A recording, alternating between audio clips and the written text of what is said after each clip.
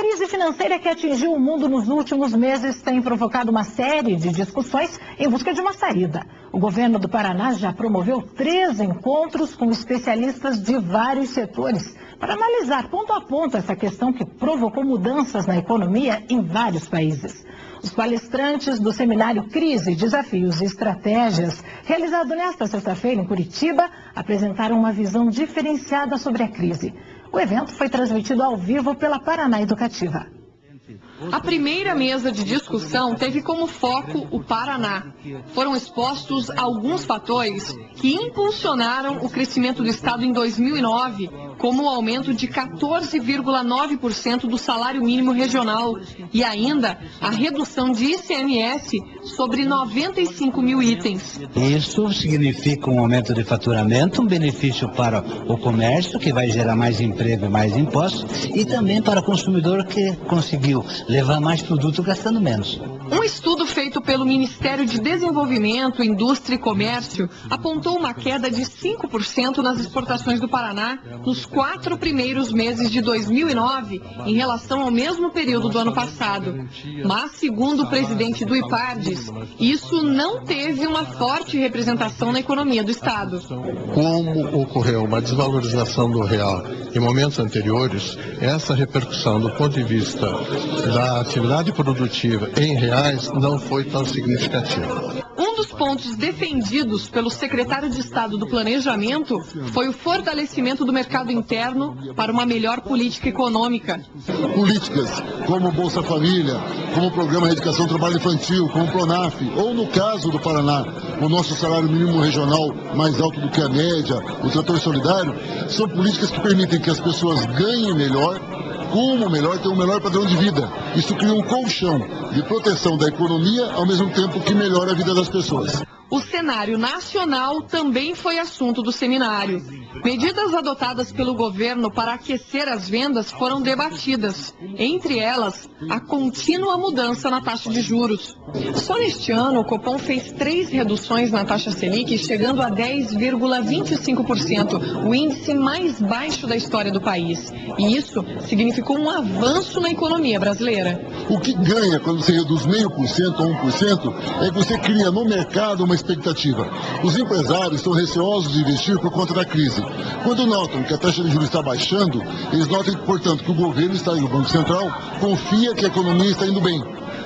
Construindo essa confiança, o empresário sente-se muito mais à vontade e investe, com isso gerando mais emprego e mais desenvolvimento. O presidente do Instituto de Economia da Universidade Federal do Rio de Janeiro disse que o Brasil tinha tudo para ser um especialista em produção de commodities, mas com a crise, as exportações caíram, o que também reduziu o potencial do setor. E para ele, isso significa um risco de futuras privatizações. O que a política econômica de esquerda deve propor para enfrentar essa crise financeira? Modificar as bases do atual modelo liberal periférico de terceira classe que nós temos no Brasil hoje. O que seja? Significa o que isso na prática? Significa você parar esse processo de liberalização, de regulamentação, privatização, ausência de planejamento que existe no Brasil hoje, que está focado nos setores dominantes, leia-se o agronegócio, os bancos e as grandes empreiteiras. Isso significa fazer política de reforma tributária, fazer políticas macroeconômicas que atendam diretamente ao interesse do trabalhador. Apesar de confiar em algumas políticas adotadas pelo governo, o economista Carlos Lessa acredita que o mundo pós-crise não vai ser o mesmo. Segundo ele, nós teremos uma nova organização política. E o pré-sal é que vai gerar uma grande oportunidade de alavancar o Brasil nesse momento. O pré-sal é a melhor oportunidade que nós temos de dar, de forma muito concreta, uma objetividade a um projeto nacional. Agora, ele envolve alguns riscos. Um dos riscos é que o Brasil vire exportador de petróleo, que eu acho que nós devemos afastar isso. E outro risco que reduza a intensidade de expansão da produção hidrelétrica, que é, do ponto de vista da conservação da natureza, muito superior ao consumo do petróleo. Então eu diria a você que o pré-sal permite ao Brasil levar à frente uma política extremamente interessante, desde que nós formatemos essa questão de maneira cuidadosa. Governador, o senhor também acredita que a camada pré-sal é uma grande oportunidade de alavancar o país nesse momento de crise que a gente enfrenta? Eu acho que é um dos fatores que pode nos ajudar, desde que seja nossa.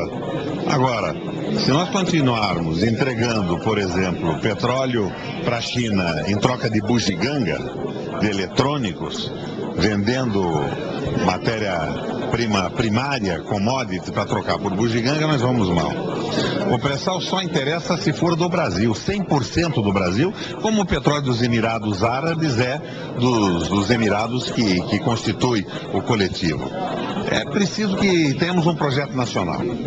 Eu acho que toda essa política social do governo federal e a minha mesmo são anestésicos, necessários num determinado momento para aliviar a dor da população mais pobre. Mas depois desse tratamento com anestésicos, nós precisamos da solução. E a solução é um Brasil para os brasileiros, é o desenvolvimento econômico, é a utilização das nossas riquezas no caminho da estruturação do país e do desenvolvimento econômico. Na palestra do economista Carlos Lante, o seminário, um dos pontos mais aprofundados foi a campanha O Petrosal é Nosso. Acompanhe alguns trechos. A mão de Deus é tão providencial que nos deu uma Amazônia Azul. O que é a Amazônia Azul? É um retângulo de 800 quilômetros, vai mais ou menos do Espírito Santo até Santa Catarina, tem mais ou menos uns 200 quilômetros de largura. O pré-sal. O que é o pré-sal? Eu vou ficar na linha conservadora. Prováveis reservas de mais 40 bilhões de barris. Mas se eu escorregar um pouquinho para uma linha que não é tão conservadora assim, uma linha um pouco mais audaciosa, podemos pensar em 90 bilhões de barris. Sabe o que isso nos faz? 4ª reserva mundial de petróleo. Acho que a campanha do Petrosal é Nossa deve partir da seguinte premissa: o Brasil não será um exportador de petróleo. O Brasil será um exportador do trabalho dos brasileiros, dos recursos dos brasileiros, desenvolvidos com a melhor tecnologia possível, que utiliza petróleo e derivados. Eu acho que o Brasil devia evoluir para ter uma única companhia de energia. Fundir a Eletrobras com a Petrobras. E também o Instituto nosso de Átomo. Sabe para quê? Para diluir o peso das ações que a Fernandes vendeu lá fora. Hipervalorizaríamos a Eletrobras e diluiríamos as ações que estão em mãos do exterior. Se há item que vai se valorizar sem parar nos próximos anos, esse item chama-se petróleo.